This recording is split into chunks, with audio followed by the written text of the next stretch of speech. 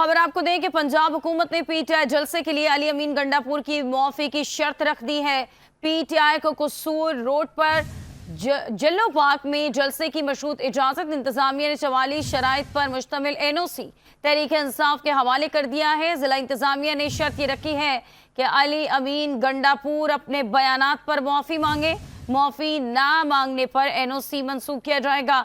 किसी भी नाखुशगवार वाक़े की सूरत में मुंतजमीन जिम्मेदार होंगे, जबकि लाहौर में बैरून शहर से जत्थे लाना भी ममनून करार दे दिया गया है। पीटीआई को जलसे की इजाजत तो दी गई है, लेकिन पंजाब हुकूमत ने पीटीआई जलसे के लिए अली अमीन गंडापुर की मुआफी की शर्त भी रख दी। पीटीआई को कसूर रोड पर जल्लो पार्क में जलसे की मशरूत इजाजत इंतजामिया ने 44 शराइत पर मुश्तमिल एक एनओसी जारी किया है तहरीक इंसाफ को, और जिला इंतजामिया ने यह शर्त रखी है कि अली अमीन गंडापुर अपने बयानात पर मुआफी मांगेंगे।